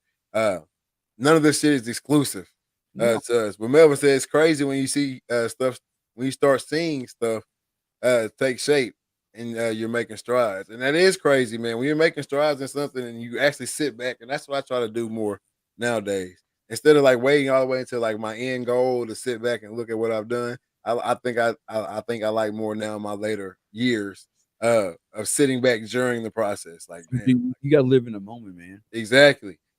Sitting back during the process, like, bam, like I know I'm not done, but look at this shit. You know what I'm saying? Like, and that's how I feel about this every Thursday when we sit down and do this shit or whatever. I'm just like, oh, we get off, however many views we got. The few times we touched the K, 2K. You know what I'm saying? Like, damn, look at that shit. I gotta be reminding myself, like, every time I sit back at least, once a month, twice a month, or whatever, and just go down through and look at the stats. You know what I'm saying? Look at the stats from episode 1, and then come all the way to now and look at the stats. You know what I'm saying? And just be like, damn, this shit really getting up. And no, guys, we are not making money off of this. No. You know what I'm saying? Let me go ahead and clear that up right there too, because that question didn't come up too. You know what I'm saying? That question didn't come up too. No, we are not making money off of this. We just love doing it. Now, are we opposed to making money off of it? No. Did we just witness a baby go get born? I hope so. I hope so. Because See now, if we ever get on the level of Joe Rogan, I'm talking about you got Joe Rogan podcast and then Retalk and Listen. Hey man, we all gonna eat. yeah. Facts. All eating, man. Big facts. That boy Brandon put the money bags. Yeah, but it's been a great process, man. It's been a fun process, and I really wouldn't want to know it the other way. Would I be opposed to waking up tomorrow and having 5 or 10 emails with big sponsors saying they want our show or a station or a platform to say, hey, we want to pick up the Retalking Listen podcast. Am I opposed to that? No, but I haven't minded coming up from 15 views to 50, 60 views to 100 views, 200, 300, 600,000, 2,000, over 2,000. I haven't minded that at all. No, not at all. It's a grind, man. I love the grind. I don't mind dipping back down to the low numbers and being like, damn, maybe we hit that hole at the wrong time, or damn, man, we might have talked about the wrong shit tonight, man. Maybe we shouldn't, whatever. Maybe we shouldn't have spoke on that. Maybe, you know what I'm saying? Maybe we should have whatever. I like that. Yeah, like that one show we got cut off the air smooth. That boy immediately said, what you opposed to? Getting canceled? Yep. I don't want to. No, I'm opposed to nobody listening. Like at first, I don't think I minded. Like if nobody would have listened ever, I probably would be like, all right, whatever. If nobody listens, at the end of the day, when me and you are when our book is over, when the chapters are written and it's all said and done, and we're no longer here, our kids, grandkids, whatever, can get on YouTube. YouTube ain't going nowhere. No, I ain't going nowhere. Facebook ain't going nowhere. They can get on YouTube. They can get on Facebook. Hey, our great grandkids that may never ever meet us can get on here. Bam! Look at my great grandparent. Look what my great grandfather did. Look what my you know what I'm saying. Look what my great uncle did. You know what I'm saying. Look, whatever it might be, they can get on here and say, look what they did, because who knows where this is gonna end up, right? Yep. Let's say we go to the top, and it's generational bread, right? They sitting up somewhere laid up, ain't never had to put a piece of dirt under their fingernail or break a sweat to do nothing. And they can look back and be like, damn, boom, look at this. These cats started it. So there's way more to the podcast than obviously automatically becoming monetary. I'm telling you, who say? He said they're gonna be saying, who is this fool Cam on their stuff talking wild? Right. I mean, even you guys, when they'll be able to see the chat and they'll be like, man, who's this cat? Who's this cat? Exactly, man. That's what I'm saying. So this we started this for these type of reasons. We also started for our friends that have businesses. You want to come on and spread the word about your business. Our boy CJ came on with his trucking company. Obviously, y'all hear Say Grace all the time. That's our sister right there, Tristan. We promote her stuff all the time for her. We got Damien, D-Watt. Damien came on his software and all that stuff. We are here for you guys. You know what I mean? We get a kick out of it. Love it. One of my favorite parts of the week, if not the most favorite part of my week. Obviously, outside of my family. But it's just a great experience, and it's great for y'all. It's great for us, and use it. Exactly, man. We got a platform. We ain't got a big following, but we got a lower following. So you know what I'm saying? If they listen to you, they might go over there and check you out. Exactly. They might check you out. They might use your services. You make t-shirts, you make shoes, you make clothes, you make hats, whatever you do. He said, let me come on and promote the Army. Y'all don't need no promotion. Y'all self-promoted. Y'all got a big old budget. Y'all don't need no hey, come on. Hey, get you in. What's his name? Jordan Rogers. Hey, go and hit that link, man. Pop on, man. Promote the Army real quick. Go ahead. Hey, at this time right now, we're gonna go ahead and let MG come through. But at this time, if you want to hit the link, man, line them up. We'll pop y'all on one at a time, whatever we gotta do. Line it up, man. Hit the link. Come on. You got any rebuttals? Anything you want to say? You hate polo, you love polo, you rock polo, or whatever it is. Oh. Come on here. Let us know what you think about it, or just say what's up. Hey, man. So I was talking to Mama today, right? Yeah. You know, this is pretty much you got about what, 1.5 weeks left, or 13. You know what I'm saying? She's talking about all the memories, man. If y'all don't know, our mom is moving.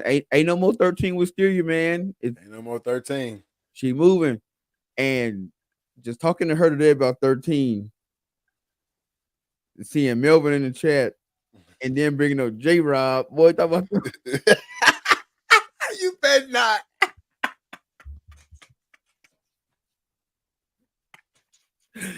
Hey, them damn Popeye fries.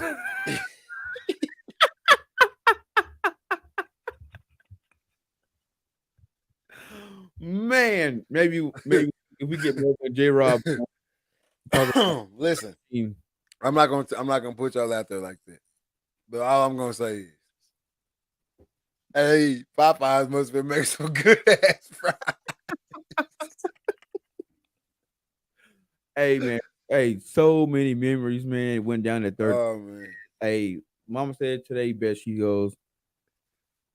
A lot of folks that came through 13. A lot of kids and got fed at 13. We didn't. Hey, that boy MG said tell it. He said tell it, man. Go ahead and tell it. You remember better than I do. All right, man. All right, so Trey comes in. Trey comes into the house. We're chilling at the house. It's me, MG, J Rob. We chilling at the crib. Colton was there too. Colton too, yeah. We chilling. Trey comes in with some Popeyes. He's sitting at the table. He eats some Popeyes, right? He gets done eating the Popeyes. Got some fries left. So he asked everybody, you know what I'm saying? Hey, anybody want some fries? Everybody say, no, I don't want no fries. Right, well, J Rob say, man, I want the fries. So Trey goes to hand the fries to J Rob, and Melvin reaches over and grabs the fries. Puts them in his mouth. J Rob immediately grabs Melvin by the throat. Yo, drop the fries and go straight to his throat. Grabs him by the throat, man. Had to break him up, man. All over some Popeyes leftover fries, man. They were even, they wasn't even hot. That's the thing. They wasn't even hot. They wasn't even fresh, man. It was picked over and everything. Hey, man, with them boys, hey, when you're young and broke, man, you just, hey, and fries, they come and man, give me fries. You need fries. Boy, fill your stomach up. Oh, man. That boy said he ain't ate Popeyes since. Good, because they ain't good for you no ways. Oh, man. Yeah, you can't be doing none of them high cholesterol. The military test, the PT test, man. You need to stay, you can't stay away from them Popeyes, man. No, man, but just good old memories, man, at 13, man. Packing the house full, backyard full. Hey. Big facts. Big facts, man. And that's the thing, too, like, when I tell stories about 13, right? If I don't tell you, if you've never been there, you couldn't. And I told you to draw me a picture of where we was at when this happened. Like, I tell you everything about the house. I tell you everybody who lived in the house, and I tell you everybody, and just came over and spent the night, or stayed through there, or partied there, or whatever it was. If I told you the people, and I told you to draw me a picture of what you thought the house was, you wouldn't even come close. You wouldn't have a clue. You wouldn't have a clue. Because I tell stories about 13. I'm like, hey man, hey, we had people over, man. We was at pizza, and we had about 50 people in the living room. They go, oh man, you had a pretty big house. You don't know 13. You don't know 13. And how we fit that many people in the house, we'll never know. But never know. We did it, man. We did it, and it was just the place to be. It was the place to go. I ain't gonna necessarily say it was the place to be, but it was definitely the place to go. Yeah, place to go, man. If you needed a place to lay your head, you needed a hot meal, a hot pop, conversation. It was there, man. It was conversation, man. I'm telling you, it was just it, man. It was it. 13, Club 13. Hey, Melvin said it right. The energy was right, man. Big facts. Big facts. The energy was always right. We kept it player. We kept it everything. Hey, it was just everything at 13, man. Memories for everybody. Definitely my friend group, your friend group, obviously Tristan's friend group. And it's over, guys. It's over. Wrap, man. Hey, I literally, listen, I was cleaned out our bedroom. He said, don't leave that corner piece.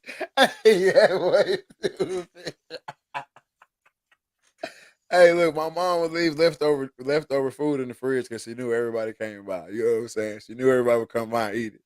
And it's the thing, don't leave no little corner in any type of dish or anything like that, or that was your ass.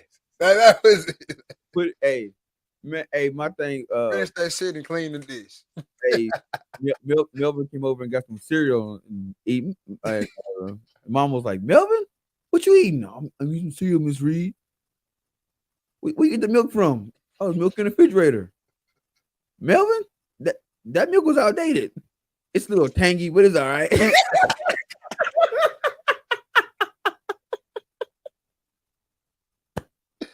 Hey, boy.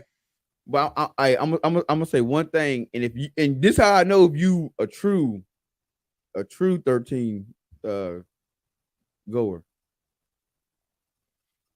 Creamy taco. Creamy taco or smothered cove. Smothered and covered. Smothered cove. Don't even say the whole name. Right? If I say smothered cove and you don't know what I'm talking about, You don't know, man. if something anything ever happened to me, if somebody and somebody walk in the room and they trying and I can't see and everything like that or whatever, and they trying to give me a sign something, I'm gonna say, tell me what smothered cove is. If they can't tell me, I ain't signing shit. Nothing. I ain't signing Nathan, boy. Nathan, man. Nathan. Smothered and covered, creamy taco. Man. Hey, boy. Hey. We ain't got no more tortillas. Hey, Miss Reed. Light bread. So so many one-liners, man. So many one-liners, man. Hey, food ain't to look at, baby. Hey, what y'all sitting around for, huh? Y'all think y'all cute? Food ain't to look at. Tell you, boy. The Offspray. Offspray. Oh, man. The highlight. Highlight, baby. The highlight, baby. You're the highlight, man. The highlight. Boy, so many good times at 13, but it's crazy, baby. But at this time of the show, I would like, which I'm sure you probably did this when I was gone, because it's what I would have done if you were gone. I want everybody to like the comments, like the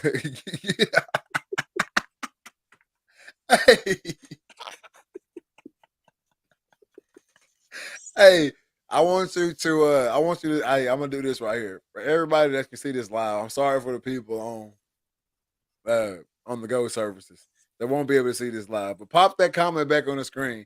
And I want you to read that comment like he's saying it right now. And I just want to hear if it's gonna be on point. Get your motherfucking ass out of the cat.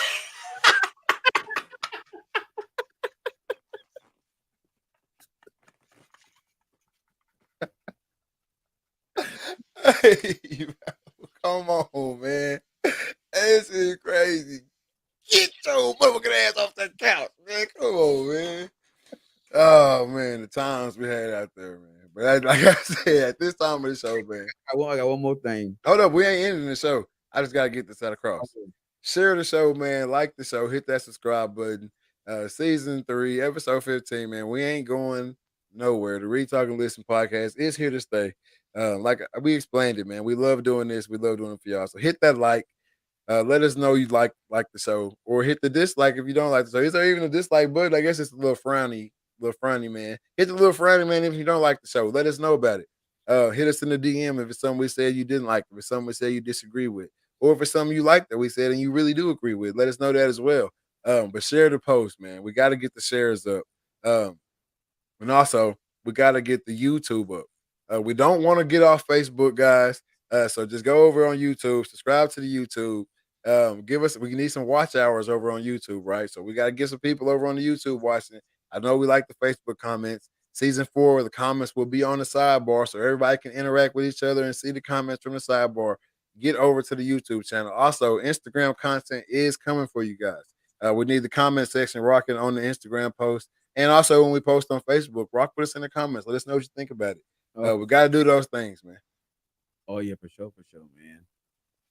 Hey, season 4, you guys gonna be for I said a rude awakening, but it's gonna be y'all gonna be like, man, them boys doing it. Just saying, we've been working hard behind the scenes, man. And we're working hard behind the scenes to get season 4 gonna be something spectacular. Big fact. Season 4, new studio set up for me. It's on the way right now. Big plans for my cave in here, man. Get some stuff going. That's gonna be done next weekend. Whenever you get down here, we got a lot of stuff to do. But it's gonna be cool, man. We're gonna get it going. We're gonna get it done. And season 4 is going up. But you know what time it is? For sure. Mental health checks. And hey, also in the comments, man, I want to start something new tonight. Drop y'all's mental health checks in the comments because I care about y'all also. I know y'all not gonna hit the link and hop on and tell everybody, tell us all what y'all do. Tell us all what y'all mental health states are live, but you might drop them in the comments. That might be easier for you, man. So if you would like tonight when I ask these questions, man, listen up and drop them in the comments, man. Let me know how y'all doing through the week as well. Because I care about y'all and I'm glad that y'all are here every week. And I want to check up on y'all as well, man. So this is what it is right here. I ask Trey every single week, and now I'm asking everybody. While I'm asking Trey, I'm extending that olive branch to y'all as well. Mental health checks, 1 through 10. So I need to know on a scale of 1 through 10, how you doing mentally, personal life, everything like that. Physically, are you in the gym? Are you waking up groggy, laggy, or you got a lot of energy? How you doing physically, man? Are you taking care of yourself? We are all getting up in age. So are you taking care of yourself? Give me that 1 through 10. And then business-wise, I used to say financially, but I switched that about, I don't know, 20 shows ago. I probably switched it to business-wise. How you doing business-wise? Because you could be doing, you might not be doing great financially. You know what I'm saying? You might not be doing great financially, but you headed that way. Yeah. We said a lot of times green arrow going up in that. When we're saying financially, we always say that we ended with green arrow going up. Well, that should be the goal no matter what. So I switched to business wise. What you got going? What's coming next? What's playing? What's going on in your life? Or if it's just that you going to work every day, working your 9 to 5, and that's a 10 for you. Hey, tell me you a 10 in business wise. All right. So 1 through 10, how you doing personally, mentally? How you doing physically, or taking care of yourself? And how you doing business wise, man? Give it to me. All right, that's for me, or that's for the people in the chat. I'm asking you, but also for the people in the chat. I'm extending. Man, physically, man, doing pretty good. Got up this morning, went and ran 2.5 miles. Worked out. So right now I'm feeling a little sore, but feeling good. Financially, man, but business wise, like Dreaded Archer, man, is doing his thing. I got you see it.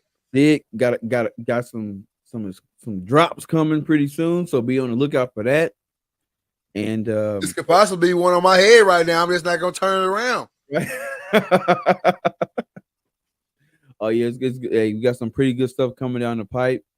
And man, I've actually talked to people about possibly doing a either like a 3D shoot or like the Dreaded Archer Classic, man, some kind of archery shoot. You know what I'm saying? So that's in the works. Let me know because I will be there live. It's gonna be. I mean, I can tell you now, it's not gonna happen in 2022, but definitely 2023. God willing, it's gonna be some kind of annual event starting for Dreaded Archer. And then he said, personally, man, doing pretty good. Just works good. Household good. I don't know what to say. Just got done. Well, almost finished painting. My boy Dave gonna come over and help me finish, and we'll be good. And I'll be going to pick up Macy this weekend, and she's here for spring break. So got a lot of activities planned for that. Other than that, man, everything else is good. There we go. Hey, y'all, he did it just like I thought he would. In typical Dreaded Archer fashion, did not give me a single 1 through 10. Did not give me a single 1 through 10. Just literally ran it down how everything was going. Did not follow instructions. Neither did Melvin in the comments. MG didn't follow instructions in the comments. He talking about, I'm just stressed. That ain't no 1 through 10. That's not on the scale. I can't give. I'm gonna show y'all how to do it. You know what I'm saying? I'm gonna show you how to do it right here, man. Personally, man, and mentally, man, I'm about an 8 right now, man. No complaints in my life. He said, what did he say right there? He said them portions was different at 13. Yeah, you see it. Yeah, you see it. I'm just playing. But no, personally, man, I'm sitting at about an 8, man. No complaints. No complaints at all in my life. Just rolling along right now.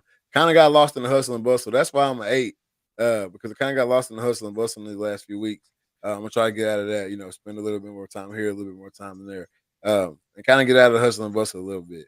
I even found myself downtown on Saturday, not jail, but downtown hanging out. At the bar. I forgot once it came out, I was kind of like, damn, found myself downtown. But I found myself downtown hanging out at the bar or whatever. Me and Brooke went out. Rare sighting, but I was out at the bar and I was like, hey, I'm really caught up in the hustle and bustle. I'm caught up in it so much I'm even down at the damn bar on Saturday night. But uh, gonna try to get out of that a little bit, man, and just sit back. So I'm at an 8 right there in my personal. Physically, man, I felt like I was like at a 10, but then I did this broad jump thing the other day, and I swear when I broad jumped, it felt like somebody had 2 butcher knives and just literally sliced my quads in half, and kept slicing. So I gotta drop that down to about a 6, man. Booby was hurt. You know what I'm saying? Booby. That's stretching, boy. What'd you say? Better start stretching. I'm telling you, man, ain't no more just jumping out there and doing it. It's a wrap on that. So I probably give myself about a 6 right there on the physical scale right now because I'm still recovering from the lack of preparation I did on that day. And then business wise, man, I can't complain, man. You see, I'm at a game or somewhere almost every night. I was at a track meet tonight before we hopped on here. And you see it behind me, man. Dreaded Archer podcast, man. I incorporate that with me because I'm invested so much in it. I'm invested so much time and energy. You know what I'm saying? Wondering what you're doing, hitting you up about what you're doing, trying to see what you're doing. So when you talk about the Dreaded Archer success, that make my number go up a little bit too. You know what I'm saying? So obviously, I'm loving everything going on over there. And then, to read, talk, and listen. We keep telling y'all we got this coming, we got that coming, and it's getting to that point where it's here now. You know what I'm saying? So season 4 is coming. It's gonna be epic. Just like we told y'all, season 3 was gonna bring something new. We hit y'all with the new stuff. We hit y'all with the new background, the new system, the alerts popping up on the screen. You got articles up on the screen. We had videos on the screen last week. We just getting it. The guests kind of fell off due to connection issues, but that's also been fixed. So we better come back with the guests. They got to be lined up again. Ha ha ha. We just keep banging it up. You know what I'm saying? Banging it out. But with that being said, man, you got any last words for the people? Oh man, just continue to be good people, man. Go out and live in the moment, man. Live in the moment. That's big right there, man. Make sure you sit back, no matter what you're doing, whether you grinding through nursing school right now. Shout out my mama. Whether you grinding just through regular school, whether you grinding at your job, you just got on, and when you signed on, they told you the promotion was gonna come and all that, and all the benefits was gonna come and all that, man. Keep your head down, keep grinding. It's gonna come. But while you in that grind, make sure you take time out to realize that you in that grind. Exactly, man. That's the most important part I think I'm starting to learn as I get older. You know what I'm saying? Embrace that grind and starts taking a seat and realizing, hey, I'm in that grind. My boy Reggie just got on this thing. No cherry picking. It's picking up steam. I see you, young bull. I see you. Keep pushing the content. Keep putting it out. Advance your cameras. Advance your platform. Advance your video editing skills. Hey, it's coming. Keep it in it. But while you coming up, make sure you sit back and realize you coming up. Yep. Enjoy this you coming up. Let your family enjoy your come up. You know what I'm saying? And it's gonna be that much more sweet when you get to the finish line. For sure, man. Not saying I'm anywhere near the finish line, but I just know it is. I know it's gonna be that much more sweet. Yep, you're gonna break through. Man, Exactly. hey, just like this weekend. We were trying to get signed up for TAC. We had to break through. Exactly. Hey, speaking of TAC, before we get out of here, Total Archery coming up. If you didn't sign up last weekend, I'm sorry about you because it's over. It's full. It's done. If you weren't on it at the time of the tickets drops, 10 a.m. If you weren't on there, it's over. If you went on that joke about 10, 15, you ain't make it. I'm telling you, and you paid a higher price if you got on at 10:05. So it was definitely something different, man. But make sure y'all on the lookout for that TAC film. We're gonna have so much film coming out of Attack. Y'all gonna be annoyed with us, but we got to do it. I'm sorry. We've been lacking on the content, and we're rarely ever in the same even area code, same state. So we're gonna get a lot of film. We're gonna try to film as much as we can. Trip up there. I'm going up there with my super producer. He actually gonna be with me on the trip. So we're gonna try to get some stuff done, man. We're gonna try to get some stuff done out there, man. Also, Morgan's gonna be on the trip with us as well. So pictures coming out of the Attack, video coming out of Attack, man. It's gonna be wild, man. We got a lot of stuff in store for y'all. So just be on the lookout for all that, and make sure you subscribe. So anytime we post, go follow the Joy Dart Show on Instagram. Anytime he posts, you can get to see it. You can be first. You can be in the comment section. You can start the wave because you know everybody wave rise in the comment section. You can be the one to start the wave. But with all that being said, man, it's been a hell of a show, by the way. Hell of a show, man. With all that being said, this is season 3, episode 15 of the Read, Talk, and Listen podcast. I am your host, Nick Reed, along with my brother, co-host, Trey Reed. We are out. Peace.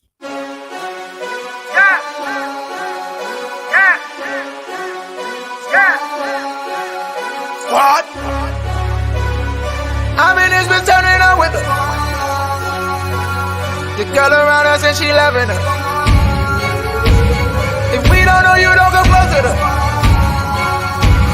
If you with your girl, let me hear you say, what?